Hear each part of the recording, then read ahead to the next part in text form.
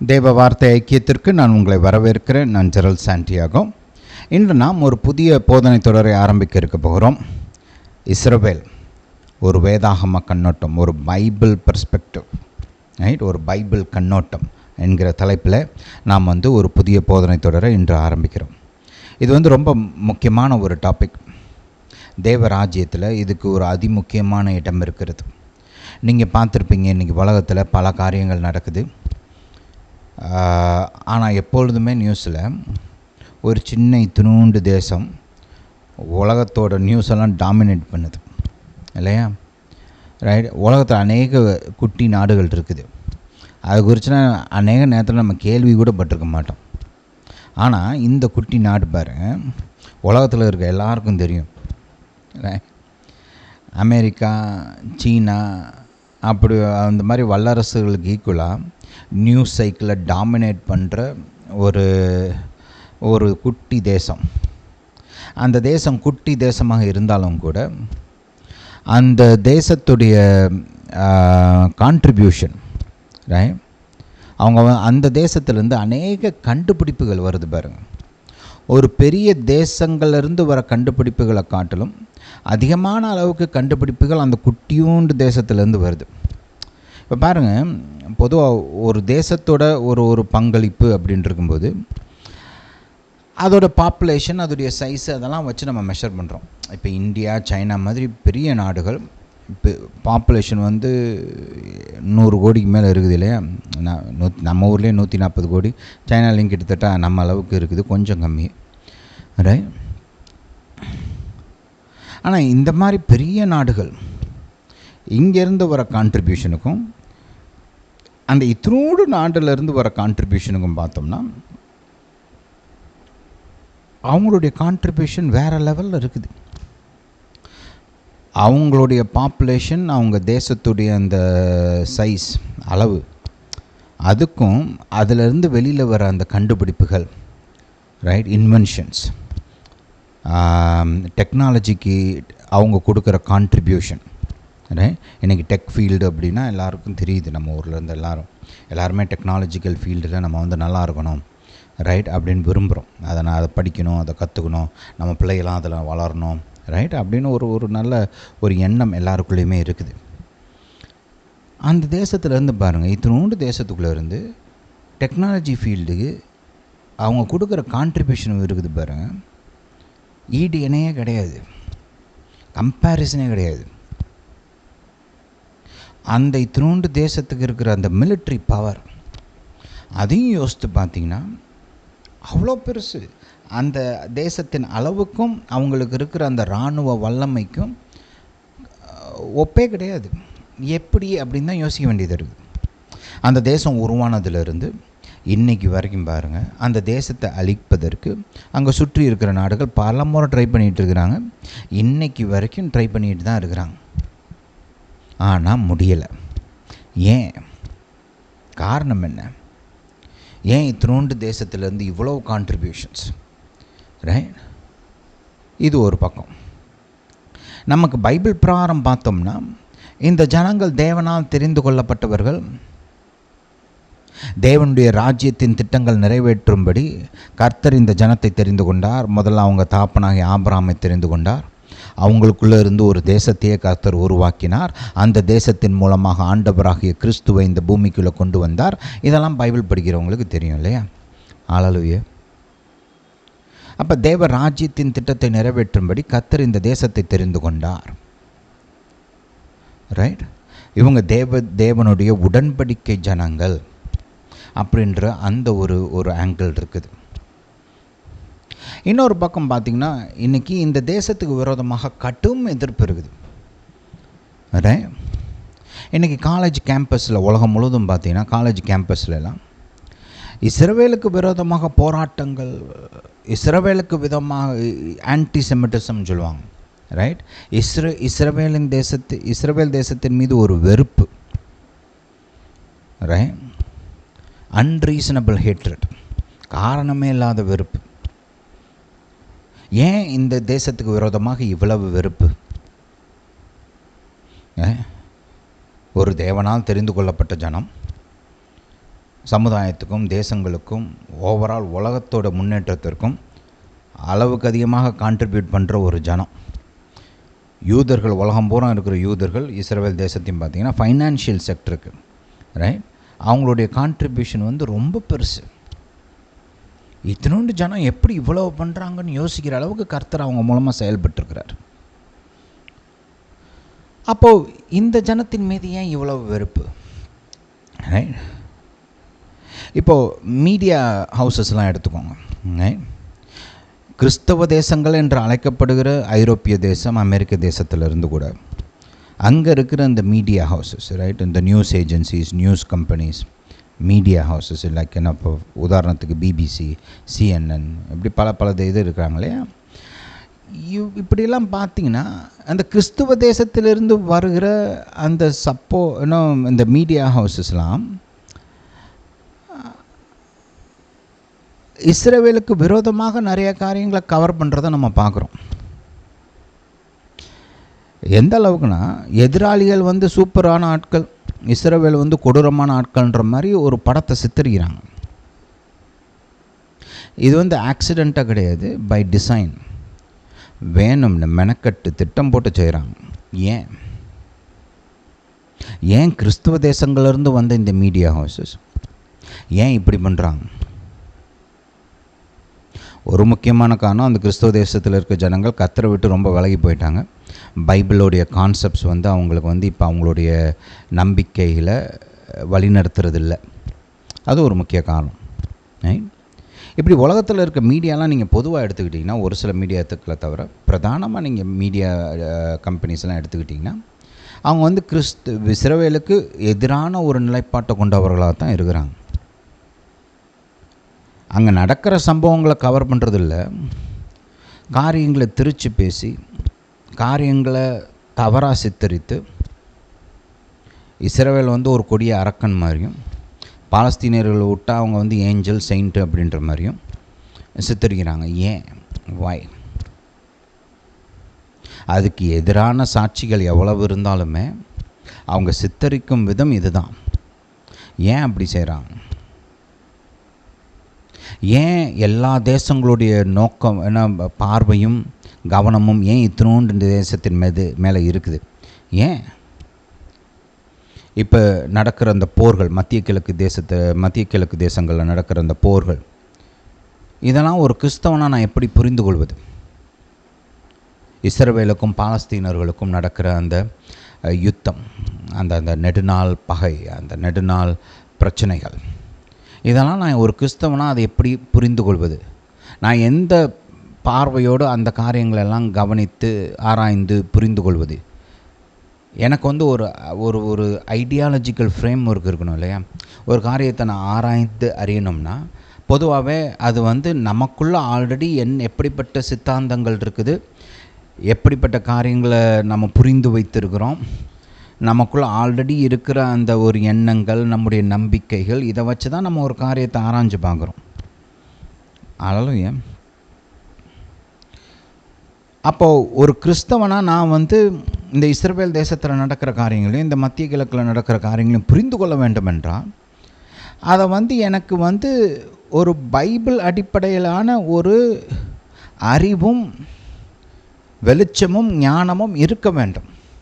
அந்த வெளிச்சத்தின்படி நான் அங்கே நடக்கிற காரியங்களை பார்த்து நிதானித்து ஆராய்ந்து புரிந்து கொள்ள வேண்டும்.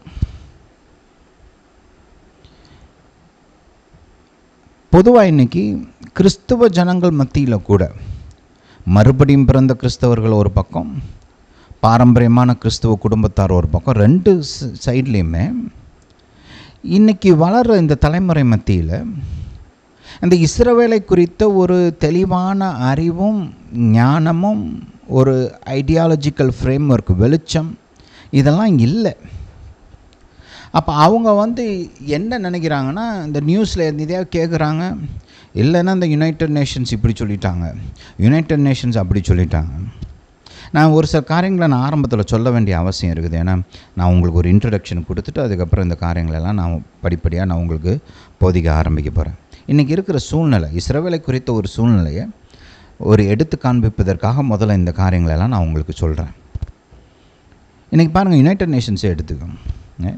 உலகத்தில் 1000 பேர் கொடூரமான காரியங்களை செஞ்சாலும், பல தேசங்களில் பல காரியங்களை செஞ்சாலும் அநேக நேரத்தில் அவங்க கண்டுக்கவே மாட்டாங்க. உதாரணத்துக்கு நீங்கள் சைனாவை எடுத்துக்கோங்க. சைனாவில் அங்கே இருக்கிற மைனாரிட்டிஸ், சிறுபான்மையினர், குறிப்பாக முஸ்லீம் அந்த மாதிரி இவங்களெல்லாம் ஒரு கேம்பில் போட்டு அடைச்சி வச்சு வேலை வாங்குகிறாங்க. இன்டர்ன்மெண்ட் கேம்ப்னு சொல்லுவாங்க இல்லையா. சுதந்திரம்லாம் கிடையாது அவங்களுக்கு ஒன்றும். அங்கே லட்சக்கணக்கான பேர் இருக்கிறாங்க. அவங்க படுத்துகிற கொடுமையெல்லாம் யுனைடெட் நேஷன்ஸ் கண்டித்து அறிக்கை விட்டுருக்குதான். நீங்கள் கேள்விப்பட்டிருக்கிறீங்களா? அதை குறித்து கேள்விப்பட்டிருக்க மாட்டீங்க. அதிகமாக இந்த நியூஸ்லாம் வெளியிலே வராது. ஒரு சில பத்திரிகைகளில் மட்டும் இதை குறித்து பேசியிருப்பாங்க. மேக்ஸிமம் பார்த்திங்கன்னா இந்த இஸ்ரவேலை குற்றம் சாட்டுகிற அதே மீடியா கம்பெனிஸ் சைனாவை குறித்து வாயவே திறக்க மாட்டாங்க. சரி, அது ஒரு பக்கம். இப்போ இன்னொரு பக்கம் ஈரான் எடுத்துக்கோங்க. அவங்க ஊர் ஆட்களையே அவங்களுடைய கொடூர ஆட்சிக்கு விரோதமாக எதிர்த்து நின்ற மக்களை ஆயிரமாக கொன்று குவிச்சாங்க. பல ரிப்போர்ட்ஸ் இருக்குது, டிஃப்ரென்ஸ் இருக்குது. ஒரு சிலர் 35,000ன்றாங்க, ஒரு சிலர் 40, ஒரு சிலர் 50ன்னு சொல்கிறாங்க. அட் அ டைம் அந்த கொஞ்ச நாட்களுக்குள்ளே கொன்று குவிச்சாங்க. அதை குறித்து யுனைடெட் நேஷன்ஸ் ஏதாவது பேசுனாங்களா? பேசலை. அதுக்கு ஏதாவது கண்டனம் தெரிவித்தாங்களா? அது தடுக்கிறதுக்கு ஏதாவது ஸ்டெப் எடுத்துருக்குறாங்களா? ஒன்றும் பண்ணலை. நைஜீரியாலையும் சூடான்லேயும் கிறிஸ்தவர்களை சிஸ்டமேட்டிக்காக திட்டம் போட்டு கிறிஸ்தவர்களை கொள்கிறாங்க. ரைட். இஸ்லாமிய தீவிரவாதிகள், போக்கோ ஹராம்னு சொல்லுவாங்க, ஐசிஸ்லேருந்து ஒரு பகுதி அது. அப்போ அவங்க கொன்று குவிக்கிறாங்க. ஒரு சில கடந்த இந்த ஒரு 10 வருஷத்துக்குள்ளே பார்த்திங்கன்னா, I think it may be lesser then that also, எனக்கு எக்ஸாக்ட் நம்பர்ஸ் தெரியல இந்த மேட்டரில். ஒரு 50,000 பேரை கொன்று குவிச்சிருக்கிறாங்க. அதை ஏன் இவங்க கேட்க மாட்டேங்கிறாங்க? அதை குறித்து ஏன் ஒன்றும் சொல்ல மாட்டேங்கிறாங்க? ஒரு 1000 பேர் செத்துட்டா ஜெனோசைட்.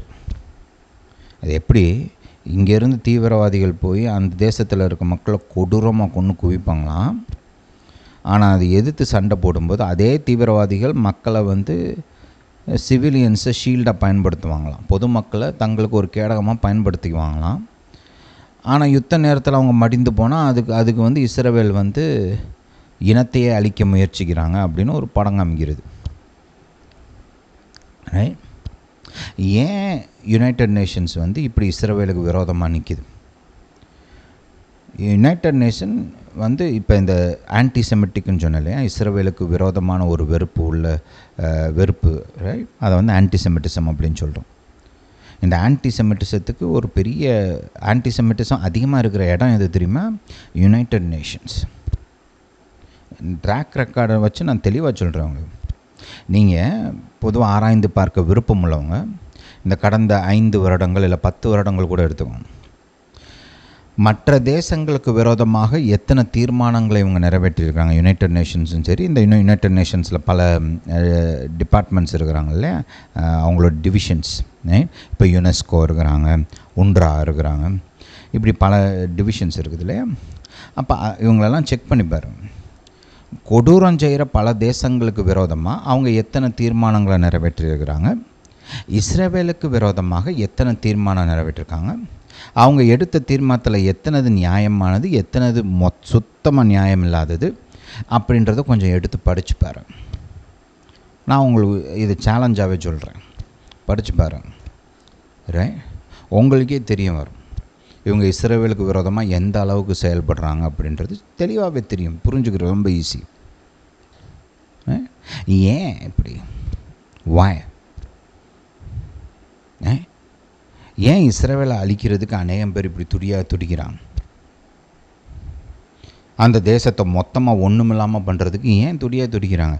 எதுக்கு கிறிஸ்தவ தேசங்களில் இருக்கிற இளைஞர்கள், புதிய தலைமுறையினர் ஏன் இதுக்கு ஒத்து போகிறாங்க? ஏன் அநேக நேரங்களில் இதுதான் கரெக்டுன்னு கூட சொல்கிறாங்க? ஏன்? இதுக்கு காரணம் நம்மளுக்கு தெரியணும்ல. தேவ ஜனம் அப்படியே அழிஞ்சு போகிறத நம்ம நின்று வேடிக்கை பார்க்க முடியுமா? பார்க்கலாமா? பார்க்குறது சரியா? இந்த கேள்வியெல்லாம் எழும்புது இல்லை? அப்போது கிறிஸ்தவ தேசங்களில் ஏன் இப்படி பண்ணுறாங்க? இப்போ நம்ம குடும்பங்களே எடுத்துக்குவோம். நம்ம குடும்பங்களில் எத்தனை கிறிஸ்தவர்களுக்கு இஸ்ரவேல் தேசத்தை குறித்து ஒரு சரியான அறிவு இருக்குது? ஏன் நம்மளையே சோதித்து பார்ப்போம். இஸ்ரவேலை குறித்து எனக்கு எத்தனை பேருக்கு ஒரு தெளிவான அறிவு இருக்குது? அங்கே இஸ்ரவேல் மத்திய கிழக்கு தேசங்களில் இங்கே நடக்கிற இந்த காரியங்களை தெளிவாக புரிந்து கொள்வதற்கு நமக்கு எத்தனை பேருக்கு ஒரு வெளிச்சம் இருக்கிறது? எத்தனை பேர் இந்த காரியங்களை குறித்து யோசிக்கிறோம்? ரைட். அநேக நேரங்களில் நம்மளுக்கு இந்த ஒரு பைபிள் ஃபவுண்டேஷன் இல்லாததுனால நியூஸில் சொல்கிறத நம்பிடுறோம். நியூஸில் கொடுக்குற ஒரு படத்தை ஈஸியாக ஏற்றுக்கிறோம். அதுவும் இளைஞர்கள்லாம் பார்த்திங்கன்னா இன்னும் சுலபமாக நம்பிடுறாங்க. ஏன்னா அவங்களுக்கு ஒரு ஆல்டர்னேட்டிவ் தியாலஜி இல்லை. ஆல்டர்னேட்டிவ் தியாலஜின்னு சொல்கிறத காட்டிலும் இப்படி சொல்லலாம், அங்கே அவங்க இந்த நியூஸு இந்த ஒரு சிலர் இந்த இஸ்ரவேலுக்கு விரோதமாக இருக்கிற வெறுப்பை பரப்புகிறவர்கள், இவங்களுடைய இந்த ப்ரொபகேண்டா, இதையெல்லாம் எதிர்த்து நிற்பதற்கு கிறிஸ்தவ இளைஞர்கள் மத்தியில், கிறிஸ்தவர்கள் மத்தியில் அவங்களுக்கு எதிர்த்து நின்று இதை எப்படி சந்திப்பது, இது இல்லைன்னு எப்படி நான் காண்பிப்பது அப்படின்ற ஒரு அறிவும் வெளிச்சமும் அவங்களுக்குள்ள இல்லை. பைபிளோட ஒரு ஃபவுண்டேஷன் இல்லாமல் இவங்க அந்த இஸ்ரவேல் தேசத்தை பார்க்கும்போது சரியாக பார்க்க முடியலை. அப்போ ஒரு நியூஸ் சைக்கிளில் திரும்ப திரும்ப ஒரு காரியத்தை காமிக்கும்போது இல்லை சொல்லும்போது அதை அப்படியே ஏற்றுக்கொள்கிறாங்க. இல்லை இஸ்ரவேலை வெறுக்கிறவர்கள் ஏதாவது ப்ரொபகண்டா போட்டு ஒரு 10 ரீலை போட்டு ஒரு யூடியூப்பில் வீடியோஸை போட்டு இல்லை ஃபேஸ்புக்கு சோஷியல் மீடியாவில் என்னத்தையா பரப்பி விட்டு அப்படி பண்ணால் உடனே அதை அப்படியே ஏற்றுக்கிறாங்க.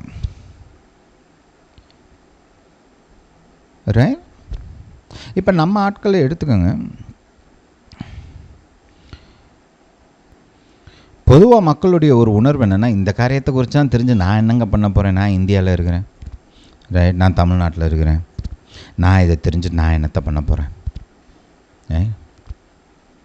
அவங்க பாடு மற்ற தேசங்களின் பாடு, என்னை பொறுத்த வரைக்கும் நான் என்னத்தையோ பண்ணிட்டு போகிறேன், நான் என் வாழ்க்கையில் என்னத்தையோ பொழைக்கணும், நான் நல்லா இருக்கணும், அந்த ஒரு மைண்ட் செட் வந்துருச்சு இல்லையா? ஆனால் வேதம் என்ன போதிக்குது? இஸ்ரவேலை குறித்து ஒரு கிறிஸ்தவன் எப்படி சிந்திக்க வேண்டும், ஒரு கிறிஸ்தவனுக்கு இஸ்ரவேல் தேசத்தை குறித்த ஒரு கடமை என்ன, இதெல்லாம் நாம் தெரிந்து கொள்ள வேண்டும். இதெல்லாம் முக்கியம். பாருங்கள், அறிவில்லாமல், அதாவது அறிவில்லைன்னா சுத்தமாக அறிவில்லைன்னு சொல்ல வரல, தப்பாக புரிஞ்சக்கூடாது. இஸ்ரவேல் தேசத்தை குறித்து கர்த்தர் என்ன சொல்கிறார், ஒரு கிறிஸ்தவனுடைய பொறுப்பு என்ன, இஸ்ரவேலை குறித்த பொறுப்பு என்ன, தேவராஜ்யத்தில் இஸ்ரவேலுக்கு எவ்வளோ பெரிய முக்கியமான இடம் கொடுக்கப்பட்டிருக்குது. இப்போ உலகத்தில் நடக்கிற காரியங்கள் இஸ்ரவேலுக்கு விரோதமாக எழும்பும்போது அது தேவ ராஜ்யத்துக்கு விரோதமாகவும் எழும்புகிறது அப்படின்றதெல்லாம் நம்ம புரிஞ்சுக்கணும். இதில் ஒரு சில பிரச்சனைகள் என்னென்னா, ஒரு சிலர் கிறிஸ்தவர்கள் மத்தியில் சபை இஸ்ரவேலை ரீப்ளேஸ் பண்ணிருச்சு, ரீப்ளேஸ்மெண்ட் தியாலஜின்னு சொல்லுவாங்க, அப்படின்லாம் வேறு பேசுகிறாங்க. ரைட். ஒரு சிலருக்கு பார்த்திங்கன்னா இப்போ அந்த தேசத்துடைய முக்கியத்துவம் தெரிய மாட்டேங்குது. அது என்ன தேசம், இஸ்ரவேலையும் அந்த தேசத்தில் தான் இருக்கணுமா? அவங்கள தான் விரட்டி அடிச்சிட்டாங்களே 2000 வருஷத்துக்கு முன்னாடி. அப்புறம் இன்றைக்கி அவங்க எப்படி அந்த தேசம் எங்களுதுன்னு சொல்ல முடியும்? இப்படிலாம் கேள்வி எழுப்புறாங்க.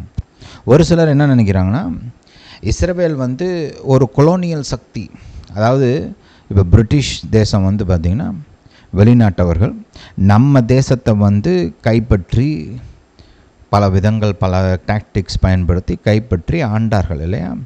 இவங்கள கொலோனியல் பவர் அப்படின்னு சொல்லுவாங்க. அதாவது வேற்று தேசத்திலிருந்து இன்னொரு தேசத்தை கைப்பற்றி அவங்கள ஆளுகை செய்து அடக்கி ஆண்டது, இதெல்லாம் இருக்கு இல்லையா? இவங்கள கொலோனியல் சக்தி, கொலோனியல் பவர் அப்படின்னு சொல்லுவாங்க. அப்போ இஸ்ரவேல் தேசத்தை இன்றைக்கி அநேகம் பேர் எப்படி சொல்கிறாங்கன்னா, அவங்க ஒரு கொலோனியல் சக்தி, பாலஸ்தீன தேசத்தை அவங்க ஆக்கிரமித்து அங்கே இருக்கிறவங்கள அடக்கி அவங்கள கொடுமைப்படுத்துகிறாங்க. இப்படி பேசுகிற ஆட்கள் நிறைய பேர் இருக்கிறாங்க. ரைட், புரியுதா? அப்போது ஒரு கிறிஸ்தவனாக நான் என்னங்க செய்யணும்? ஒரு கிறிஸ்தவனாக நான் இஸ்ரவேல் தேசத்தை எப்படி பார்க்கணும்? இன்றைக்கி நடக்கிற காரியங்களை நான் எந்த வெளிச்சத்தில் பார்க்கணும்? அதுக்கான ஒரு ஒரு ஒரு பைபிள் ஃபவுண்டேஷன் எனக்கு வேணும். ரைட். அதுக்கு உதவி செய்வதற்கு தான் இந்த போதனை தொடர். ஹல்லேலூயா. இதை நம்ம கொஞ்சம் நிதானமாக கவனிக்க போகிறோம், படிக்க போகிறோம். இது கர்த்தர் உங்களை ஆசீர்வதிப்பார் பிரதர், உங்களை குணப்படுத்துவார் பிரதர், அந்த மாதிரி ஒரு ஆங்கிளில் போகாட்டினாலும் இதை கற்றுக்கொள்வது உங்களுக்கு ரொம்ப முக்கியம். ஏன்னா வேதம் என்ன போதிக்கிறது? இஸ்ரவேலை ஆசீர்வதிக்கிறவர்களை நான் ஆசீர்வதிப்பேன் கர்த்தர் சொல்லியிருக்கிறார். அது ஆபிரகாமுக்கு கொடுக்கப்பட்ட ஒரு மகா பெரிய வாக்குத்தத்தம். சரித்திரமே இந்த வாக்குத்தத்தத்தின் அடிப்படையில் உருவாக்கப்பட்டிருக்கிறது, மாற்றப்பட்டு இருக்கிறது. பல தேசங்களுடைய ட்ரஜெக்டரியே இந்த ஆசீர்வாதத்தை வைத்து தான் நிர்ணயிக்கப்படுகிறது. கர்த்தர் என்ன சொன்னார் ஆபிரகாம்கிட்ட? நான் உன்னை ஆசீர்வதிக்கிறவர்களை ஆசீர்வதிப்பேன், சபிக்கிறவர்களை சபிப்பேன். அப்போ இஸ்ரவேல் தேசத்துக்கும் இஸ்ரவேல் மக்களுக்கும் ஆசீர்வாதமாக இருப்பவர்கள் ஆசீர்வதிக்கப்படுவார்கள். அவங்க இண்டிவிஜுவலாக இருந்தாலும் சரி, ஒரு தனிநபராக இருந்தாலும் சரி, ஒரு தேசமாக இருந்தாலும் சரி, இஸ்ரவேலுக்கு ஆசீர்வாதமாக இருப்பவர்கள் ஆசீர்வதிக்கப்படுவார்கள். ஒரு காலத்தில் உலகத்தையே ஆட்டி படைச்சிட்டு இருந்த ஒரு ஜெர்மனி இன்றைக்கி அவ்வளோவா வல்லமையே இல்லாத ஒரு தேசமாக மாறிடுச்சு. அவங்க மிலிட்ரி இப்போ ஒன்றுமே கிடையாது. ஏன் அப்படி மாறிச்சு? ஏன்னா அவங்களுடைய தேசத்தின் தலைவர்கள் ஹிட்லர் காலங்களில் இஸ்ரவேலை அழிக்க வேண்டும் என்று நிர்ணயம் பண்ணி இஸ்ரவேலை கொடுமைப்படுத்தி அழித்தார்கள். அதுடைய விளைவு நீங்கள் சரித்திரத்தை முழுசாக படித்து பாருங்கள். இஸ்ரவேலுக்கு பிரச்சனை உண்டு பண்ணவர்கள், யூதர்களை அழிக்க முயன்றவர்கள், அவங்களுடைய வாழ்க்கை என்னாச்சு, அவங்களுடைய தேசம் எப்படி போச்சு, அதை கொஞ்சம் படித்து பாருங்கள். அதே நேரத்தில் இஸ்ரவேலுக்கு ஆசீர்வாதமாக இருந்து இஸ்ரவேலுக்கு உறுதுணையாக நின்ற தனிநபர்கள், தேசங்கள், அவங்களுடைய வாழ்க்கை எப்படி ஆச்சு, அதை கொஞ்சம் படித்து பாருங்கள். அந்த தேசங்களுடைய வளர்ச்சி, முன்னேற்றம், இதெல்லாம் என்ன ஆச்சு, எப்படி பாதிக்கப்பட்டது, இதெல்லாம் கொஞ்சம் படித்து பாருங்கள். இன்றைக்கி காலத்தில் ஒரு நல்ல உதாரணம் சொல்லணும்னா அமெரிக்க தேசத்தை எடுத்துக்கோங்க. இஸ்ரவேல் தேசம் உருவான நாள் முதல் அவங்களுக்கு ஆதரவாக அவங்க நின்றுக்கிறாங்க இன்றைக்கி வரைக்கும். அந்த காரணத்தினாலேயே அமெரிக்க தேசம் ஆசீர்வதிக்கப்பட்டிருக்குது. ஒரு சிலருக்கு இதெல்லாம் சொன்னால் பிடிக்காது. அது என்னங்க அப்படி? பைபிளில் கர்த்தர் சொல்லியிருக்கிறார், உன்னை ஆசீர்வதிக்கிறவனை நான் ஆசீர்வதிப்பேன். அதுக்கு கீழ்ப்படுகிற தேசமாக இருந்தாலும் சரி, அதுக்கு கீழ்ப்படுகிற தனி நபராக இருந்தாலும் சரி, கர்த்தர் ஆசீர்வதிப்பார். ஒரு தேசம் இஸ்ரவேலுக்கு ஆதரவாக நிற்கும்போது அந்த தேசத்தை கர்த்தர் ஆசீர்வதிப்பார். இது பைபிள் வாக்குத்தத்தம், கர்த்தருடைய வார்த்தை. இதை எந்த மனுஷனாலையும் மாற்ற முடியாது. உங்களுக்கு பிடிக்குதோ பிடிக்கலையோ கர்த்தர் மாற்ற மாட்டார், கர்த்தர் மாறவும் மாட்டார். நம்ம தான் நம்ம எண்ணங்களை கர்த்தருக்கு ஏற்ற விதத்தில் மாற்றிக்கணும். ஹல்லேலூயா டு ஜீசஸ். சரி, அப்போ இந்த பேஸை வச்சுக்கோங்க. நான் இன்றைக்கி ஆக்சுவலாக நான் வேறு டைரக்ஷனில் இந்த ஸ்டடியை எடுத்துகிட்டு போகலான்னு நினச்சிருந்தேன். ஆனால் முதல்ல ஆவியானவர் என்னை வேறு விதமாக வழி நடத்திட்டார். முதல்ல உங்களுக்கு புதிய ஏற்பாட்டில் இஸ்ரவேலை குறித்து எப்படி சிந்திக்க வேண்டும் என்று போதிக்கப்படுகிறதுன்றதை முதல்ல பார்ப்போம். ஏன்னா ஒரு சிலர் பாருங்கள், நீங்கள் பழைய ஏற்பாட்டிலேருந்து அருமையான கருத்துகள், அருமையான ஆசீர்வாதங்கள், வாக்குத்தத்தங்கள்லாம் இதெல்லாம் எடுத்து சொல்லும்போது அவங்க சிம்பிளாக சொல்லிடுறாங்க, பிரதர் அது பழைய ஏற்பாடு பிரதர், புதிய ஏற்பாட்டில் அப்படிலாம் கிடையாது பிரதர்ன்றோம். பாருங்கள், அப்படி சொல்கிறது ஒரு சில காரியங்களை தவிர மற்ற காரியங்களை குறித்து. இப்போ உதாரணத்துக்கு பழைய ஏற்பாட்டில் என்ன மாற்றப்பட்டிருக்கிறது? பழைய ஏற்பாட்டில் இப்போ பலிகள்லாம் செலுத்திட்டு இருந்தாங்க, ஆடு மாடெல்லாம் வெட்டி இரத்த பலி கொடுக்கப்பட்டது பாவ நிவாரணத்துக்காக, இல்லையா? ஆனால் புதிய ஏற்பாட்டில் நம்ம அப்படி பண்ணுறதில்ல. ஏன்னா இயேசுவே தன்னை தேவனு ஆட்டுக்குட்டியாக பலி கொடுத்துருக்கிறார், தன்னைத்தானே ஒப்புவித்திருக்கிறார், இல்லையா? நமக்காக ரத்தம் சிந்திருக்கிறாரு. அதனால் நம்ம அதெல்லாம் செய்கிறதில்ல. அந்த மாதிரி ஒரு சில காரியங்கள் தான் மாறி இருக்கே தவிர தேவன் மாறவில்லை. அவர் உடன்படிக்கை நித்திய உடன்படிக்கை, அவருடைய ஆசீர்வாதங்கள் நித்தியமானவைகள், அவைகள்லாம் மாறுறது கிடையாது. புரியுதா? தேவ ராஜ்யம் நித்தியமானது. அதெல்லாம் நம்ம ஏதோ மாடர்ன் ஏஜில் இருக்கிறோம், எங்களுக்கு இது தெரியும் அது தெரியும், அதனாலலாம் தேவ வார்த்தையும் மாறாது, தேவ ராஜ்யமும் மாறாது.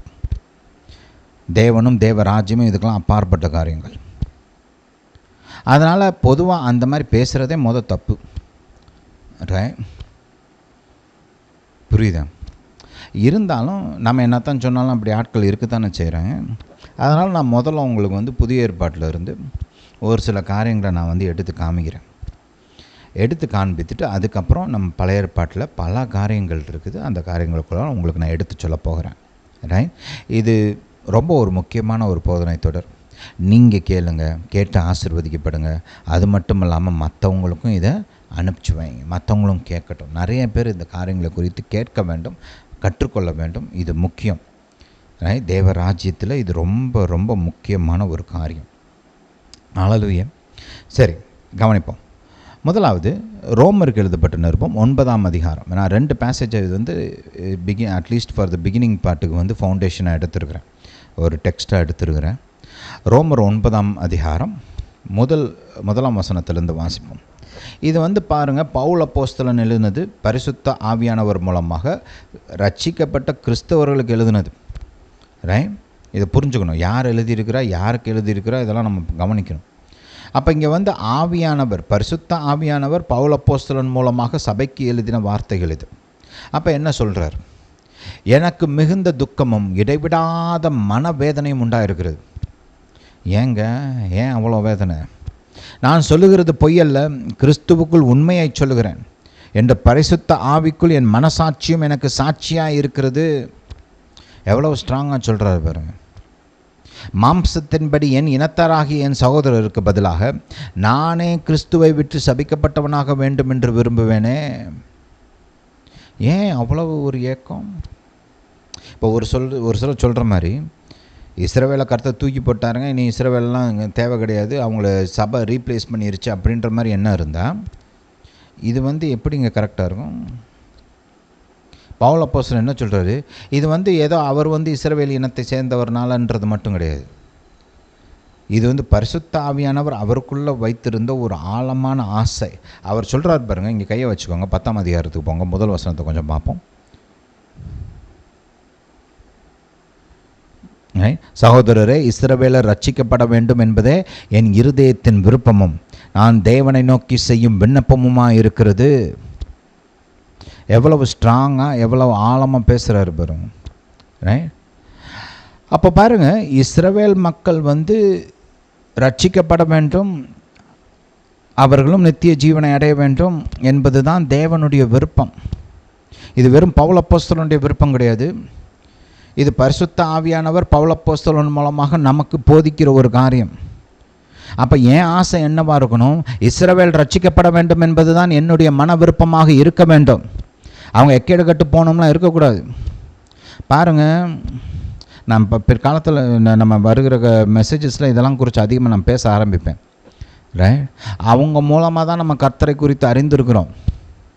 அவங்க தான் ஆண்டாண்டு காலமாக, பல நூற்றாண்டுகளாக, ஆயிரக்கணக்கான வருடங்கள் கஷ்டப்பட்டு தேவனுடைய பல கஷ்டங்கள் மத்தியில், துன்பங்கள் மத்தியில் அவங்கள அழிக்க நினைத்த பல மக்களினெல்லாம் எதிர்த்து மேற்கொண்டு தேவனுடைய வார்த்தையும் ஆண்டவராக இயேசு கிறிஸ்துவையும் நமக்கு கொண்டு வந்தவங்க. புரியுதா? அப்படிப்பட்ட ஜனத்தை நான் மறந்து போவது நல்லதல்ல, சரி கிடையாது, தவறு.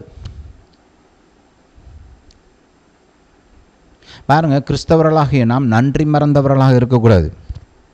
இங்கே நாமளாம் கர்த்தரை தேடி கண்டுபிடிச்சி அவரை உண்மையான மெய்தேவனை அறிந்து கொண்டவர்களா? நம்ம இஸ்ரவேலர் இல்லைன்னா நாமும் தெய்வமில்லாத பல காரியங்களை வழிபடுகிறவர்களாக தான் இருந்திருப்போம். அவங்க மெய்யான தேவனுடைய அறிவை பெற்று அவங்க நம்மளுக்கு கொண்டு வந்திருக்கிறாங்க. அந்த வெளிச்சத்தை வச்சு தான் இன்றைக்கி நானும் நீங்களும் கிறிஸ்தவங்களாக இருக்கிறோம், மெய்தேவனை வழிபட்டு கொண்டு இருக்கிறோம், கர்த்தராகிய தேவனுடைய சரியான அறிவை பெற்றவர்களாக வாழ்க்கையை வாழுகிறோம். அப்படி இருக்கும்போது நான் எப்படி இஸ்ரவேலை மறக்க முடியும்? மறக்கக்கூடாது. அதனால் தான் பவுல் அப்போஸ்தலன் ரட்சிக்கப்பட்டேன் அவர் சொன்னாரா? நான் ரட்சிக்கப்பட்டேன், கிறிஸ்தவன் ஆகிட்டேன், எனக்கு நீ இஸ்ரவேலை வேண்டாம், ஒன்றும் வேண்டாம். ரைட்? எங்கே போனாலும் என்ன பாருங்கள், இஸ்ரவேல் ஜனத்தின் தலைவர்கள் குறிப்பாக பவுல் அப்போஸ்தலனை கொல்லணும்னு சொல்லி பலமுறை ட்ரை பண்ணவங்க. இவர் பல தேசங்களுக்கு போய் அங்கே இருந்த தேவாலயங்களில் அவர் பிரசங்கம் பண்ணும்போது யூத ஜனம் இவருக்கு விரோதமாக இருந்து இவரை கல் எடுத்துலாம் அடிச்சிருக்கிறாங்க. ரைட். பல இடங்களில் இவருக்கு பிரச்சனையை உண்டாக்கி கொலை பண்ணுறதுக்கெலாம் எத்தனையோ முறை ட்ரை பண்ணியிருக்கிறாங்க. அப்படி இருந்தும் பவுல் அப்போஸ்தலன் பரிசுத்த ஆவியானவர் மூலமாக சொல்லுகிறார், நான் கிறிஸ்துவை விட்டு சபிக்கப்பட்டு போனாலும் பரவாயில்ல, என் ஜனம் ரட்சிக்கப்படணுன்றாரு. எவ்வளவு ஆழமான ஒரு விருப்பமாக அது இருந்திருக்க வேண்டும். இதை நம்ம பார்க்குறோம். மோசே சொல்கிறார் இல்லையா, ஆண்டவரே இந்த ஜனங்க மீது இறக்கம் கம்மி. அவங்க வந்து இந்த மாட்டு சிலையை செஞ்சு அதை வழிபட்டுட்டு இருந்தாங்க இல்லையா, அந்த நேரத்தில் கர்த்தருடைய கோபாக்கினை அவங்க மேலே வர இருக்கும்போது மோசே இப்படி சொல்கிறாரு, இவங்களுக்கு இறக்கம் காமியும், இல்லைன்னா என் பேரை வந்து ஜீவ புஸ்தகத்தில் வந்து குலைத்து போடும் அப்படின்னு சொல்கிறாரு இல்லையா. அது வந்து பாருங்கள், தேவன் வந்து ஒரு சில மனிதர்களை அழைத்து அவங்களுக்கு ஒரு தரிசனத்தை கொடுத்து, இந்த ஜனத்துக்கு நீ ஊழியம் பார்க்கணும், இது உன்னுடைய அழைப்பு அப்படின்னு சொல்லும்போது அந்த ஜனத்தின் மீது ஒரு அலாதி அன்பு வரும். தேவனுடைய இருதயத்தில் இருக்கிற அன்பை போல் நம்ம இருதயத்துலேயும் ஒரு அன்பு உண்டாகும். அந்த ஜனத்துக்கு வந்து நான் ஊழியம் பார்க்கணும், அவங்க நல்லா இருக்கணும் அப்படின்ற ஒரு ஆழமான ஒரு வாஞ்சை வரும். இப்போ நம்ம ஆண்டவராக இயேசு கிறிஸ்துவை எடுத்துக்கோங்க. அவர் வந்து பாருங்கள், தன்னையே ஜீவ பலியாக ஒப்பு கொடுத்தார். வானத்தை விட்டு, பரலோக தேவன் வானத்தை விட்டு இறங்கி வந்து இந்த சபிக்கப்பட்ட பூமியில் வாழ்ந்து, அந்தகாரம் நிறைந்த பொல்லாத மனிதர்கள் நிறைந்த பூமியில் ஒரு மனுஷனாக மனித சரீரத்தில் இங்கே பூமியில் வாழ்ந்துடலாம். சும்மாவா? எதுக்கு அவர் அதெல்லாம் செய்யணும்?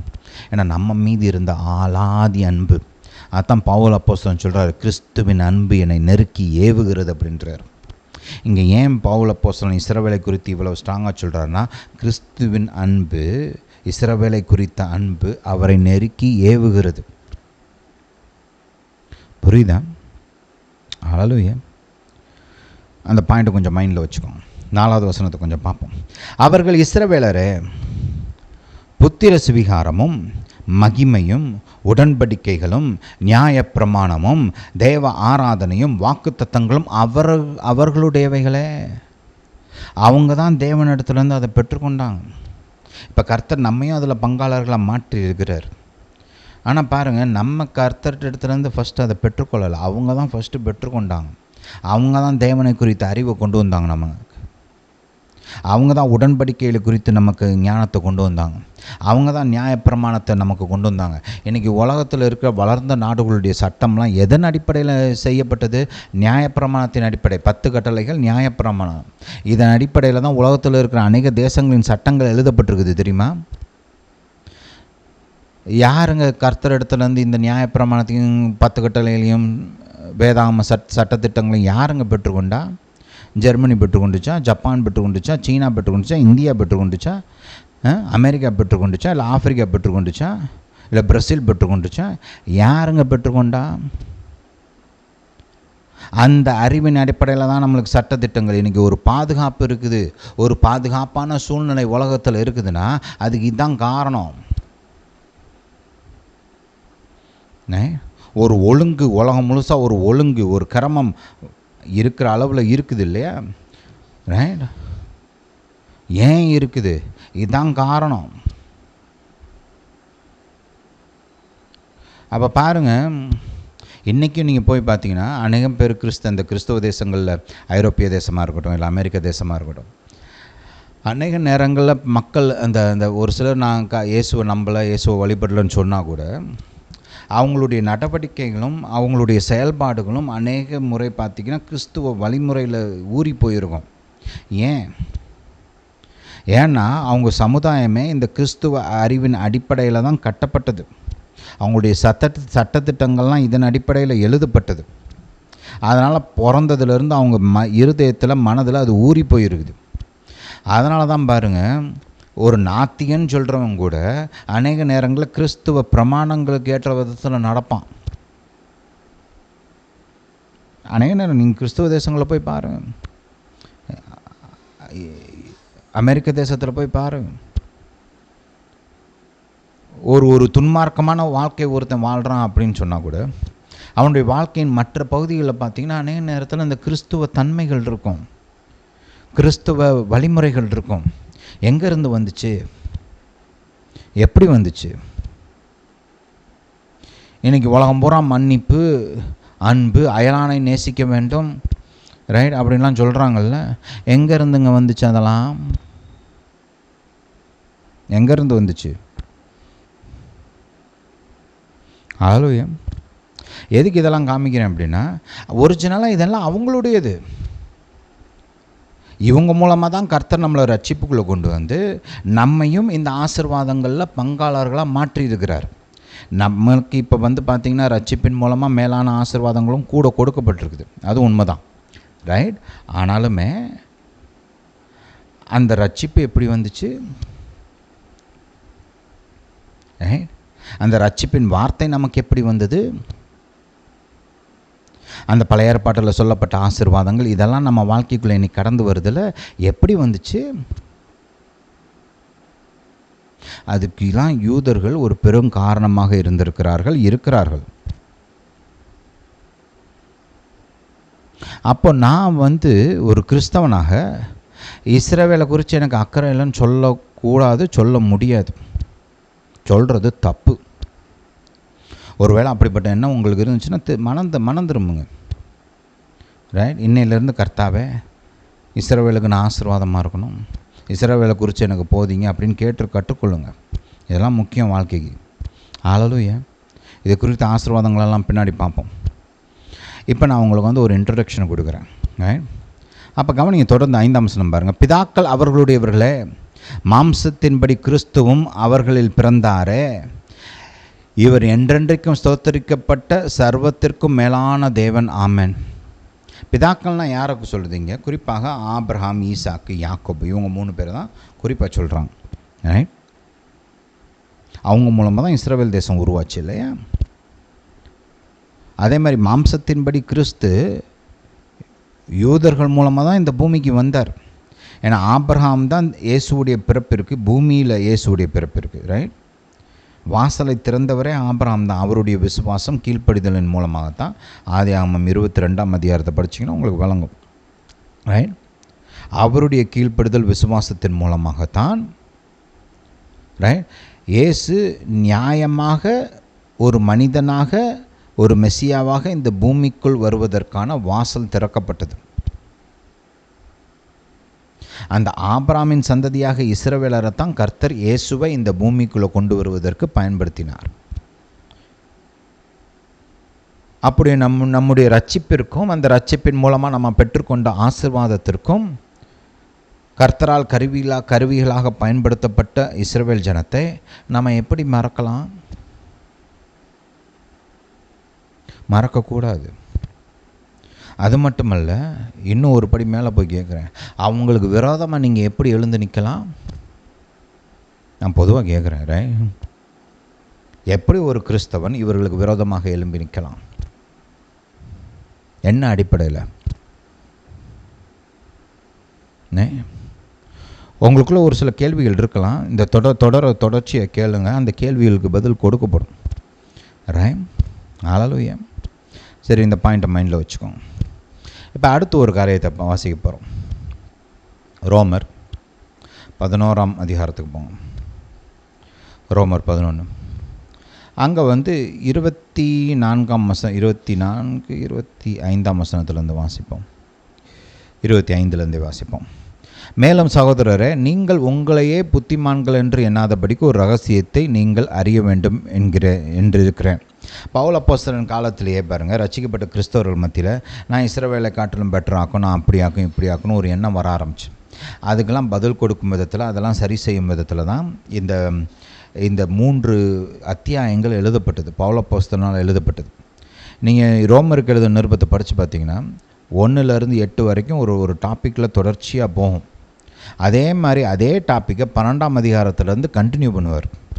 ஆனால் நடுவில் இருக்கிற இந்த 9, 10, 11 கிறிஸ்தவர்கள் இஸ்ரவேலை எப்படி பார்க்க வேண்டும், அவர்களை குறித்து எப்படி சிந்திக்க வேண்டும் அப்படின்றத போதிப்பதற்காகவே அவர் நடுவில் இதை சேர்த்து வச்சிருக்கிறார்.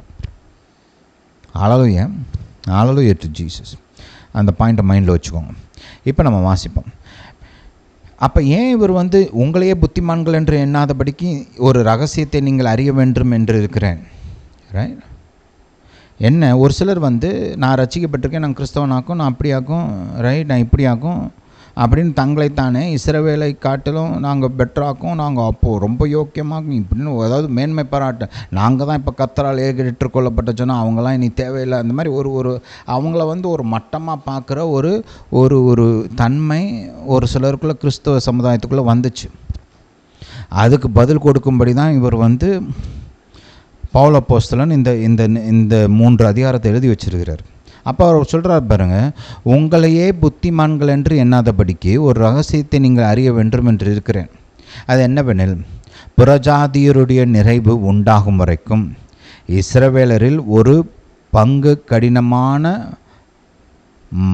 கடினமான மனதுண்டாயிருக்கும். ரைட்? அதாவது பாருங்கள், புறஜாதியினர்னா நம்ம தான். ரைட்? புறஜாதியினர்னா என்ன அர்த்தம்னா உடன்படிக்கை இல்லாத ஜனங்கள், அப்படி தான் நம்மளை முதல்ல அழைத்து கொண்டு இருந்தாங்க இல்லையா? அப்போ புறஜாதியினராக இருந்த நாம தான் இயேசுவை ஏற்றுக்கொண்டு தேவனுடைய ஜனமாக மாறி இருக்கிறோம். ரைட்? அப்போ இஸ்ரவேல் அல்லாத மக்கள் ரட்சிப்புக்குள்ளே வந்து அவங்க தேவராஜ்யத்துக்குள்ளே நுழையணும்னு ஒரு திட்டம் தேவனால் தீட்டப்பட்டது. அதோடைய நிறைவு உண்டாகும் வரைக்கும் இஸ்ரவேலரில் ஒரு பங்கு கடினமான மனது உண்டாயிருக்கும். ஒரு இஸ்ரவேலரில் ஒரு சிலருக்கு. ஏன்னா எல்லா இஸ்ரவேலரும் இயேசுவை ஏற்றுக்கொள்ளாமல் இல்லை, நிறைய பேர் ரட்சிக்கப்பட்டாங்க இல்லையா? நம்ம அப்போஸ்தல நடவடிக்கைகள் எல்லாம் பார்க்குறோம். ரைட்? 26 பார்ப்போம். இந்த பிரகாரம் இஸ்ரவேலர் எல்லாரும் ரட்சிக்கப்படுவார்கள். சொல்லுங்கள், இஸ்ரவேல் எல்லாரும் ரட்சிக்கப்படுவார்கள். மீட்கிறவர் இரட்சகர் சீயோனிலிருந்து வந்து அவபக்தியை யாக்கோபை விட்டு விலக்குவார் என்றும், நான் அவர்களுடைய பாவங்களை நீக்கும்போது இதுவே நான் அவர்களுடனே செய்யும் உடன்படிக்கை என்றும் எழுதியிருக்கிறது. அல்லேலூயா. எழுதியிருக்குதுல்ல. கர்த்தர் சொல்கிறார், இஸ்ரவேலரை விட்டு அவபக்தியை போக்குவேன், விலக்குவேன் அப்படின்னு வாக்கு பண்ணியிருக்கிறார். அவங்களுடைய பாவங்களை நீக்குவேன்னு சொல்லியிருக்கிறார். ரைட்? உடன்படிக்கை செய்திருக்கிறார். அப்போ செஞ்சவர் இஸ்ரவேலரை மறப்பாரா? மறக்க மாட்டார். அதனால தான் இங்கே சொல்கிறாரு, இஸ்ரவேல் எல்லாரும் ரட்சிக்கப்படுவார்கள். ரைட்? உங்களுக்கு நான் ஒரு சின்ன ஹோம்ஒர்க் மாதிரி கொடுக்குறேன். இந்த ரோமருக்கு எழுதப்பட்ட நிருபத்தில் 9, 10, 11 தொடர்ந்து படிங்க. ரைட்? ரொம்ப முக்கியம். அதை படித்து பார்த்தீங்கன்னா உங்களுக்கு ஒரு நல்ல தெளிவான ஒரு சிந்தனை உண்டாகும். இது ஒரு சில காரியங்களை நம்ம இன்னும் இந்த நியூ டெஸ்டமெண்ட் ஐடியாஸை குறித்து, புதிய ஏற்பாட்டில் இஸ்ரவேலை குறித்து வேதம் என்ன சொல்லுகிறதுன்றதை நம்ம தொடர்ந்து அடுத்த வாரமும் பார்ப்போம். ரைட்? அதை நம்ம கொஞ்சம் விளங்கிக்கிட்டு அதுக்கப்புறம் நம்ம வந்து பழைய ஏற்பாட்டிலிருந்து பல காரியங்களை நம்ம தியானிக்க போகிறோம். ஒன்ஸு உங்களுக்கு அந்த கர்த்தர் இஸ்ரவேலை குறித்து எப்படி சிந்திக்கிறார், அவங்கள எப்படி பார்க்குறாரு, அங்கே நடக்கிற அந்த பல பிரச்சனைகளை கர்த்தர் எந்த கண்ணோட்டத்தில் பார்க்குறாருன்றது விளங்கிருச்சுன்னா அதுக்கப்புறம் தான் நம்மளுக்கு வந்து ஒரு சரியான முடிவெடுக்கக்கூடிய அந்த திராணி. ரைட்? இந்த காரியங்களை குறித்து சரியான ஒரு வேர்ல்டு வியூ, ரைட், உலக கண்ணோட்டம், இதெல்லாம் அப்போ தான் நம்மளுக்கு உண்டாகும். சரி, இன்றைக்கி இங்கே நிப்பாட்டிக்கலாம். ரைட்? இன்னும் ஒரு சில காரியங்கள் சொல்லணும்னு நினச்சேன், டைம் ஆயிடுச்சு, அதனால் இன்றைக்கி இங்கே நிப்பாட்டிக்கலாம். ரைட்? அடுத்த வாரம் இந்த காரியங்களை குறித்து நாம் தியானிப்போம். இந்த மெசேஜஸ் நான் ஏற்கனவே சொன்ன மாதிரி உங்கள் குடும்பத்தார், உற்றார், உறவினர்கள், நண்பர்கள், உங்களுக்கு தெரிந்தவர்கள், ரைட், தெரிந்த விசுவாசிகள், தெரிந்த ஊழியக்காரங்க எல்லாருக்கும் அனுப்பிச்சி வைங்க. அவங்க இதெல்லாம் கேட்டு கற்றுக்கிட்டோம். ரைட்? நான் என் வாழ்க்கையிலேருந்து நான் ஒரு சாட்சி சொல்கிறேன். நான் வந்து கர்த்தரால் இஸ்ரவேல் தேசத்தின் மீது ஒரு ஜாமக்காரனாக நியமிக்கப்பட்டவன்.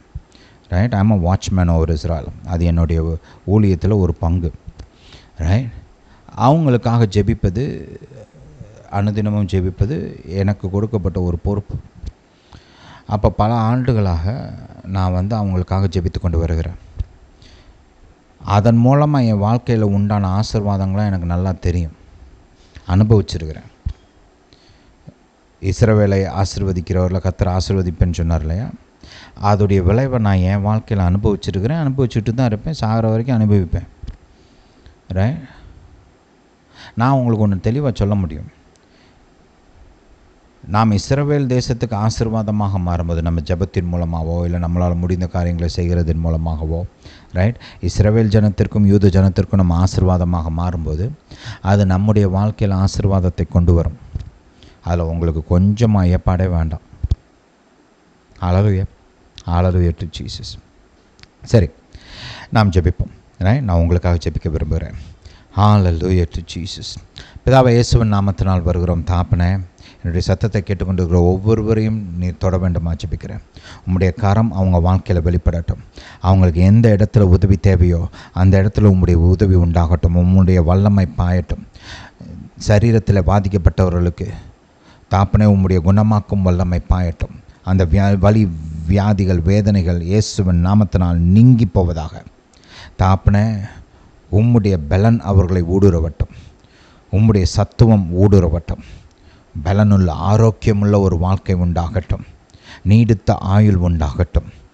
தாப்பனே, பொருளாதார தேவைகள் சந்திக்கப்படட்டும். மக்கள் இல்லை என்று சொல்லாத விதத்தில் தாப்பனே அவர்களுக்கு ஒரு நிறைவான அனுபவம் உண்டாகட்டும். நிரம்பி வழிகிற அனுபவம் உண்டாகட்டும். கடன் தொல்லைகள் குறைந்து ஒன்றுமில்லாமல் மொத்தமாய் அழிந்து போகட்டும். கடன் இல்லாதவர்களாக தேவர சித்தத்தை செய்ய விடுதலை உள்ளவர்களாக மாறட்டும். தாப்பனே, நீர் பெரியவர் என்பது அவங்க வாழ்வில் வெளிப்படட்டும். அவங்க பிரச்சனைகளை காட்டிலும் சத்துருக்களை காட்டிலும் நீர் பெரியவர். உம்முடைய வெற்றி அவர்களுக்கு உண்டாகட்டும். எல்லா விதத்திலும் அவர்களை வெற்றியில் நீர் நடத்த வேண்டுமா ஜெபிக்கிறேன். ஜெயம் கொடுக்க வேண்டுமா ஜெபிக்கிறேன். பலப்படுத்த வேண்டுமா ஜெபிக்கிறேன். சத்துருக்களை மேற்கொள்வதற்கான கிருபை, ஞானம், பலன் உண்டாகட்டும்.